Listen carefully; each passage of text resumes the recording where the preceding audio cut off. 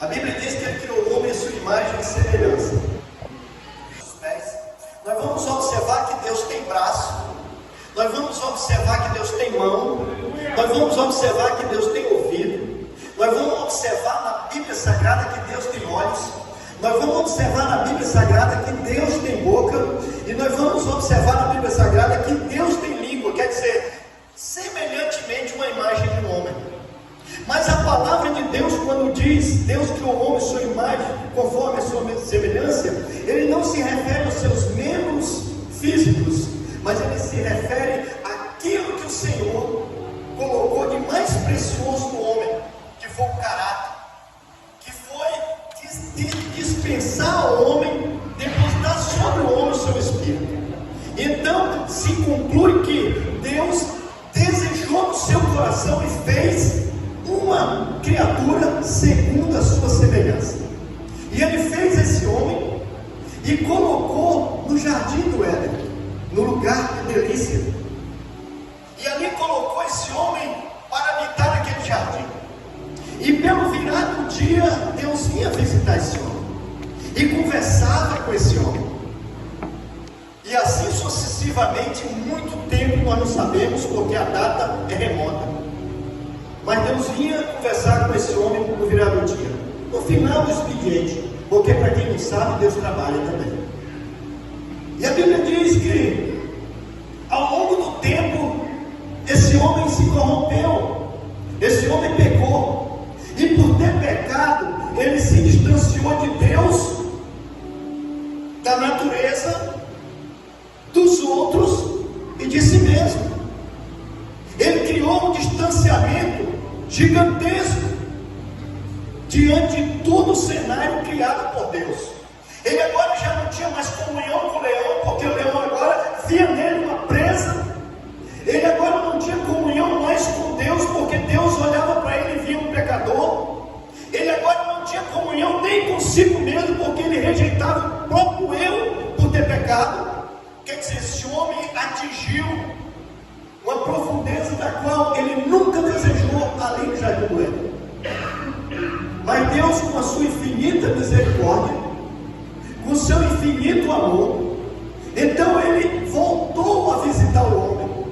E por várias vezes Deus aparecia ao homem numa teofania. E quando Deus aparecia para o homem numa teofania, ou seja, numa aparição, o homem se assustava. O homem tinha temor, temia a Deus, ele tinha medo de Deus, porque ele sabia que Deus era o Todo-Poderoso, e que ele era pecador, e que não podia encarar, não podia contemplar Deus, e ele se escondia. Foi o primeiro ato de Adão, quando pecou, quando Deus perguntou: Adão, onde tu estás? E ele se escondeu.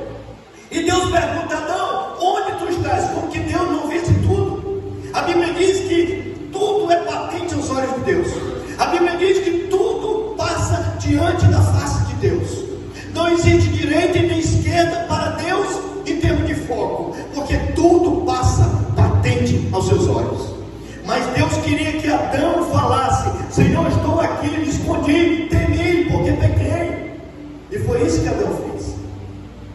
E nessa trajetória humana, em que o homem se encontrava distanciado de Deus, Adão, ele prosseguiu seus dias, mas ele não pôde mais habitar no lugar de delícias.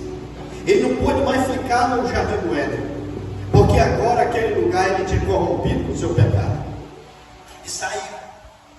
Mas quando Deus retorna a visitar o homem, ele começa a aparecer para o homem e vê que não consegue comunhão com o homem, porque o homem tem medo dele, o homem tem temor dele por ser pecador. Então agora Deus começa a se aproximar do homem de outra forma. E ao decorrer dos anos e dos séculos, Deus arquiteta um plano, um projeto para resgatar o homem do seu pecado, da sua vida pecaminosa. E agora, resumindo toda essa trajetória de séculos, chega em Êxodo capítulo 25, versículo 8. Quando Deus chega para Moisés e diz: olha, constrói para mim, manda que o povo construa um santuário. santuário.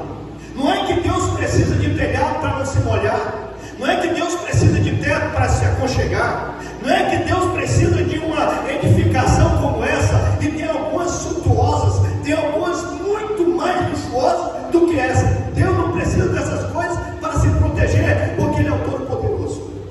Mas Ele queria que construísse ali um tabernáculo, um templo, um santuário, para que Ele viesse e ali, através da invocação dos homens ao seu nome, Ele viesse ter comunhão com os homens naquele santuário. E quando Ele fala com Moisés, dizendo: faz esse santuário, mas não é para construir uma casa de qualquer maneira, de qualquer jeito. Esse santuário eu vou dar a planta. Se você observar em Gênesis, quando Deus fala para Noé construir um barco, construir um navio, Deus não diz: constrói um navio e entra todo mundo dentro. Não, Deus dá uma planta, Deus dá um projeto. Eu quero dizer para você nesta noite que você é projeto de Deus. Eu quero dizer para você nesta noite que você não nasceu de uma chocadeira, que você não nasceu de evolução, que você não nasceu de qualquer maneira, que você não nasceu de mutações, que você não nasceu de qualquer maneira biológica, mas você nasceu de um projeto de Deus. Você é a imagem e semelhança de Deus, você é criatura de Deus e agora em Cristo, filho de Deus. Então Deus não faz nada aleatório e nem de qualquer jeito. Quando Deus manda alguém fazer alguma coisa, ou quando pega alguma coisa, ou quando sugere alguma coisa, Ele dá um projeto, Ele dá um caminho, Ele dá a direção. Louvado seja o nome do Senhor para sempre. Então Ele diz para Moisés: Moisés, esse templo será erguido no deserto. O deserto representa o mundo. O deserto representa o mundo. O que o mundo tem para Deus em si? Na morfologia da palavra, no significado exato da palavra, o que o mundo tem para Deus? Nada. Então, Moisés, esse templo vai ser erigido, vai ser construído no deserto. E não é de qualquer material, Moisés. Eu quero de madeira. E a madeira que eu quero que você use é a acácia. Por que não Líbano? Por que não cedro do Líbano? Por que não cedro do Líbano, que é macio, é maleável, é bom para trabalhar? Mas o Senhor escolheu a acácia, uma madeira cheia de nó, uma madeira retorcida, uma madeira do deserto, que ela, nenhum marceneiro, nenhum carpinteiro deseja trabalhar com ela, que ela é dura demais. Você vai saber isso pesquisando o significado de cada palavra que você encontra na Bíblia. Mas o Senhor queria de acácia. Por que acácia? Porque a acácia representa o nosso estado físico e espiritual. Somos pessoas difíceis, somos seres difíceis, somos cheios de nó, todo retorcido pelo pecado, somos cheios de defeito, e que para ser manuseado dá muito trabalho. Haja visto o trabalho que um pastor tem com um rebanho de pessoas, com pessoas de várias espécies e vários gêneros, pessoas com personalidades totalmente diferentes. Tem pessoas agradáveis de lidar, mas tem pessoas difíceis de você lidar. Assim é a casa, uma madeira difícil de trabalhar. Mas o Senhor queria daquela madeira, porque aquela madeira representa a nossa vida, representa cada um de nós. Aí ele falou: Moisés, agora eu preciso sair ao deserto para cortar essa madeira, porque não pode usar madeira de estoque, tem que ir lá cortar essa madeira. Então Moisés chamou os homens, eles pegaram o machado e saíram para cortar a madeira de acácia. E a madeira de acácia você tem que cortá-la direto na raiz, para você ter comunhão com Deus, para você ter comunhão com Cristo. Você tem que ser cortado na raiz. Você não pode ter nenhuma ligação mais com o mundo. Você não pode ter mais nenhuma comunhão com o mundo, porque senão você não tem comunhão com Cristo, porque senão você não tem comunhão com Deus. E a madeira de acácia, para virar móvel, para virar uma estrutura, para servir para construção, ela tinha que ser cortada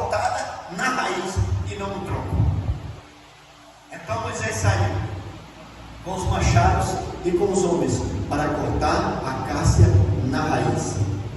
E a madeira tinha que ser verde, não podia ser seca.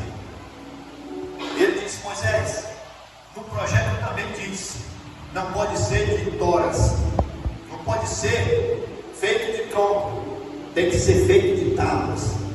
Você tem que cortar essa madeira de tábuas, e não pode ter uma tábua maior do que a outra, nem mais fina, nem mais larga. Todas têm que ser o mesmo tamanho. Está na Bíblia, o projeto está na Bíblia. Então Moisés cortou as tábuas da acácia, tudo do mesmo tamanho, tudo da mesma largura e da mesma espessura, iguaizinho. Isso representa cada um de nós, porque nenhum de nós é diferente para Deus. Todos nós somos iguais para Deus. Não adianta você achar que é rico, é diferente de mim.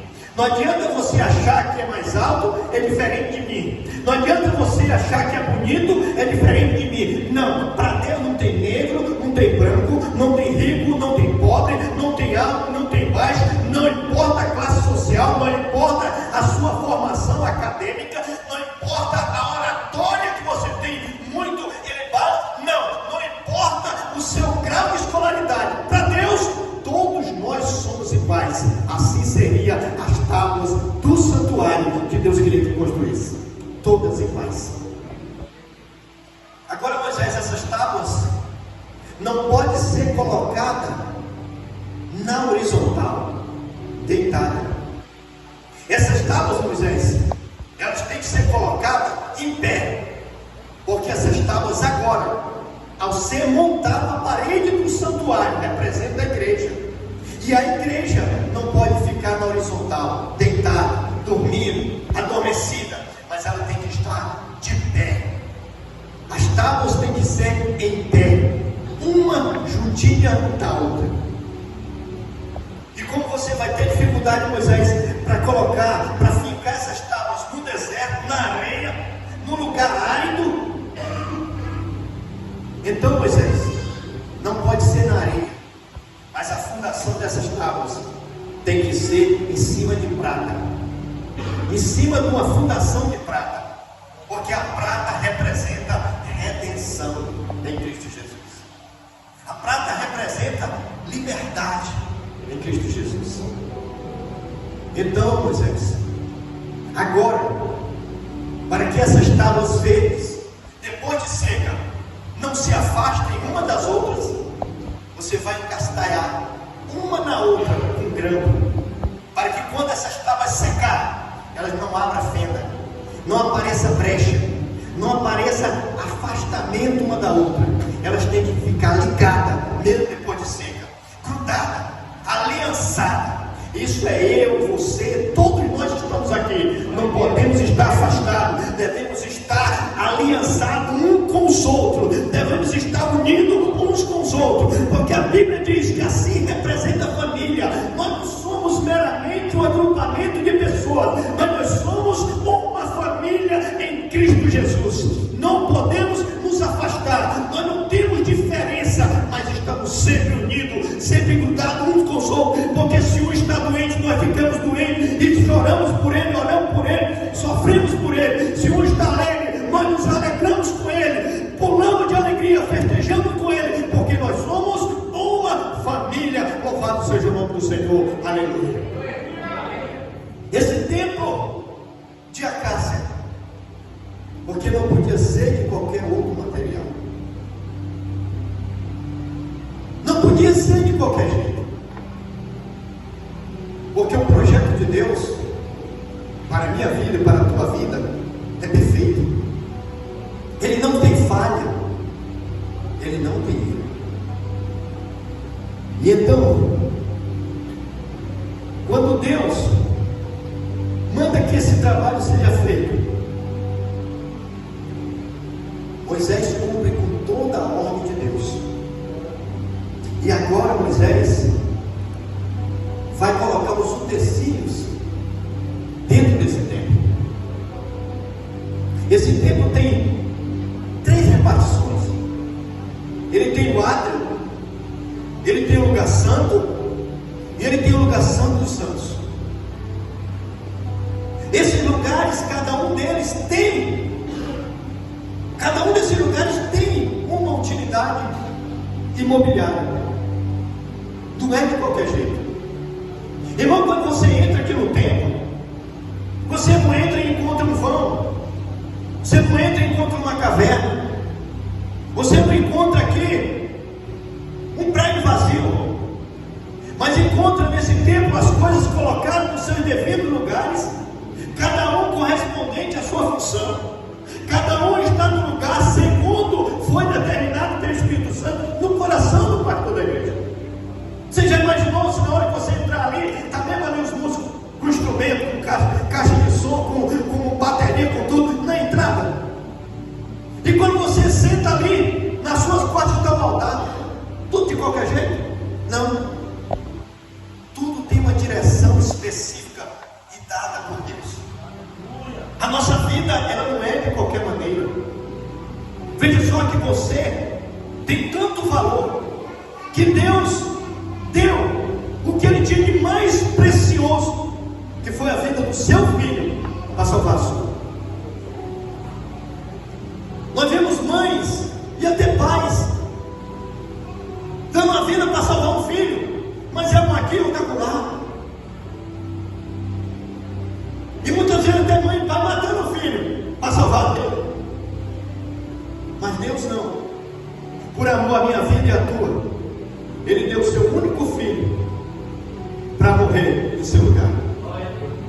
E eu não estou falando em morte de cruz, que morte de cruz os romanos não iam ter condição de matar todos, que eles precisavam de escravo, de comerciante. Mas era a morte espiritual da qual Adão lá no Jardim do Éden adquiriu para todos nós. Então veja que Deus, o projeto dele é mais arrojado e mais sofisticado do que nós imaginamos ao entrar simplesmente por esse tempo. Ao chegar nessa igreja aqui e ouvir 3, 4 hinos, louvores aqui, uma palavra por um pastor já bastante batido na sola, que é o pastor Haroldo, que vocês já estão enjoados de ouvir a voz dele, e depois ir embora para casa. Não, o projeto de Deus não é meramente isso, mas o projeto de Deus é além do que você está contemplando e imaginando. Porque antes da fundação do mundo, Deus já tinha arquitetado o projeto de salvação para o mundo. Antes que o mundo viesse a ser mundo, Deus já tinha olhado para você, Vitor, e já tinha te contemplado e disse: eu preciso de um projeto para salvar o Vitor. Antes do mundo ser mundo, Deus tinha olhado para o décimo exame e disse: eu tenho que salvar esse homem, porque ele está perdido no seu mundo de pecado.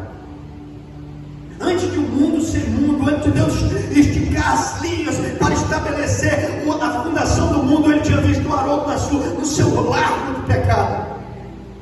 Mas Deus, na sua infinita misericórdia e na sua infinita sabedoria, alcançou o projeto dele até nós. Estamos aqui nesta noite. Não estamos só para contemplar a face do Senhor, mas para adorar a face do Senhor. Não estamos só aqui para comemorar 5 anos de aniversário de um templo, que louvado seja o nome do Senhor, é maravilhoso. Mas estamos aqui para dizer: Senhor, não por causa dos tijolos ou da argamassa, não por causa da telha ou da luz artificial aqui, mas porque o Senhor é bom e a sua misericórdia dura para sempre. Estamos aqui para dizer: Senhor, muito obrigado, porque isso aqui nada disso aqui significa para o teu reino, mas para nós, Senhor, o Senhor nos deu condições de vir aqui dobrar o joelho e dizer: Senhor, eu estou aqui na tua presença e vim para te adorar. Louvado seja o nome do Senhor. Talvez se o Senhor não tivesse contemplado a tua face, apesar dele ver todos nós, tu não estaria nesta noite aqui. A tua vida seria meramente mais uma passageira no meio de multidões, mas você nesta noite está aqui porque o Senhor traçou um projeto, traçou um plano, traçou a obra maravilhosa e prima do seu Filho. Por isso que você está aqui nesta noite. Não é fácil. Quando você mergulha na palavra, quando você começa a analisar a palavra, quando você começa a viajar na palavra, mergulhar na palavra de Deus, que você esquece que está olhando para letras e começa a viver o espírito dessa palavra, você começa a dizer: esse Deus é maravilhoso. Esse Deus é poderoso. Esse Deus é o único e verdadeiro. Tolo é o homem que faz imagem de escultura para si, dizendo que é um Deus que tem pé e não anda, boca e não fala, do seu nariz não sai nem no ar, os seus olhos não contemplam nada.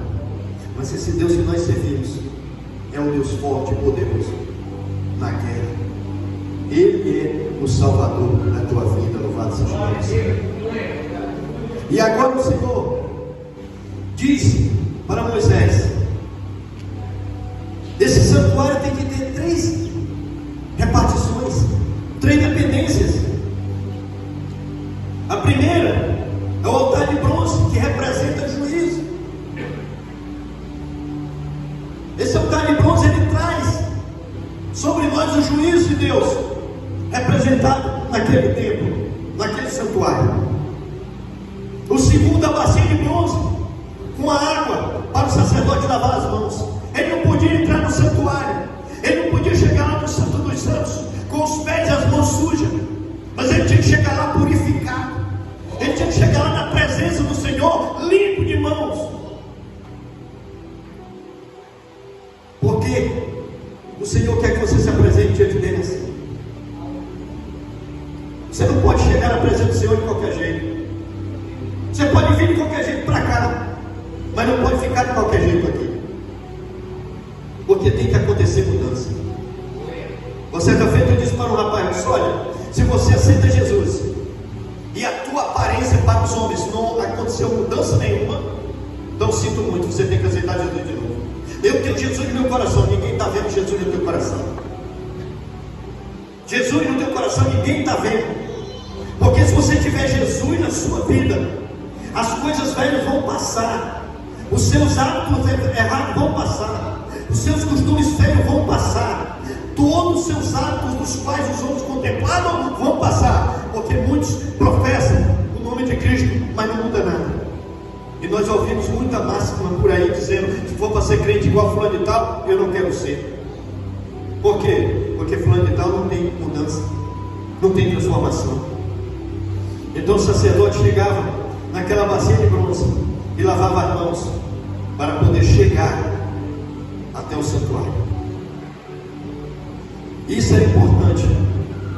Isso era muito importante, porque senão ele não podia chegar até a presença do Senhor.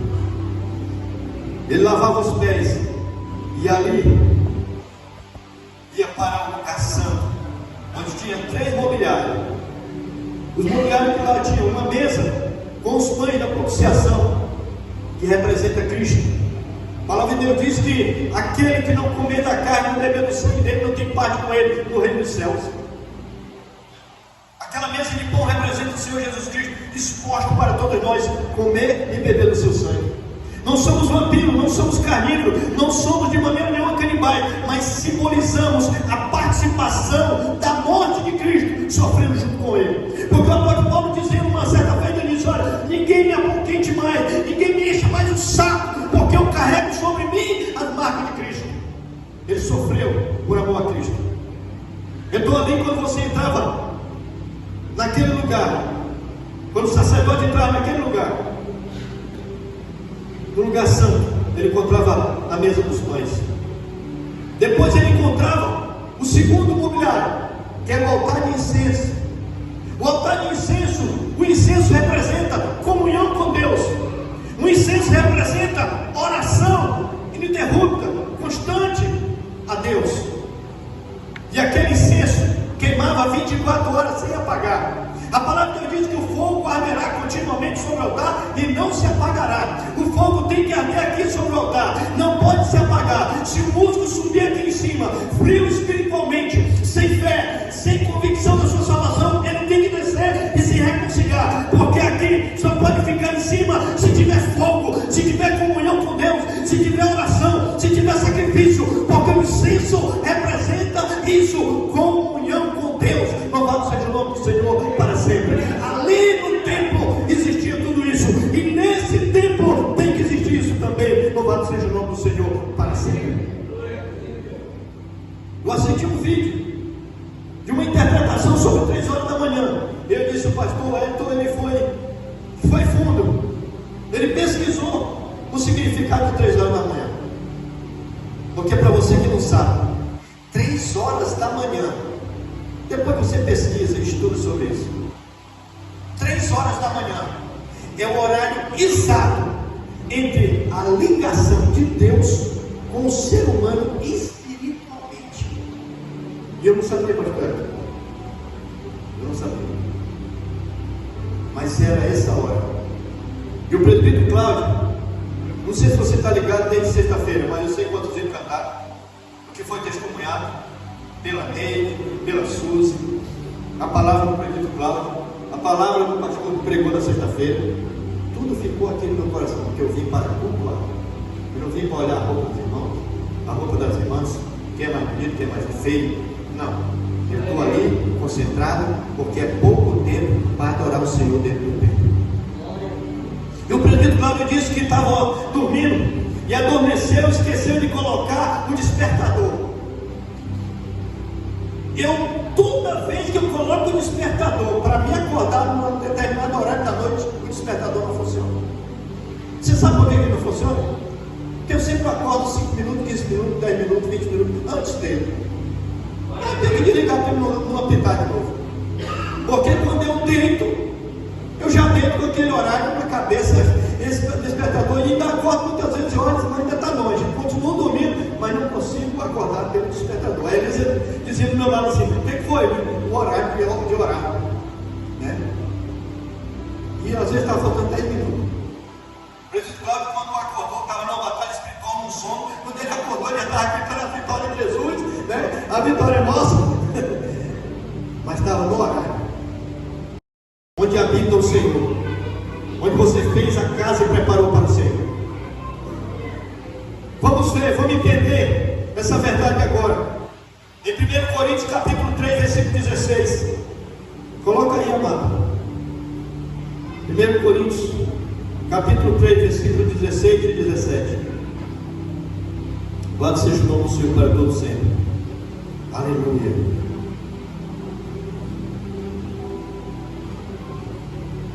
Louvado seja Deus. Não, dá errado. Louvado seja Deus. Efésios.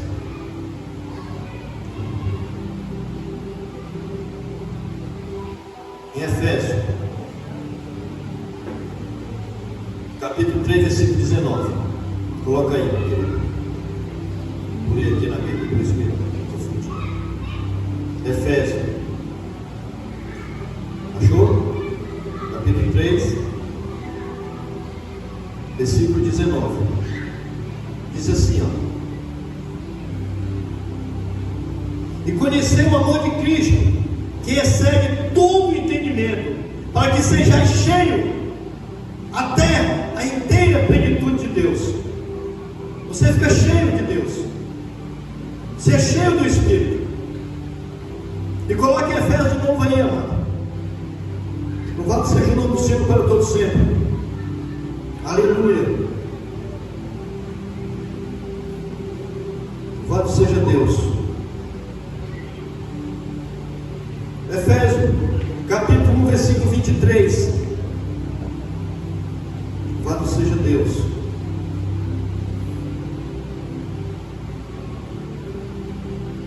Aleluia.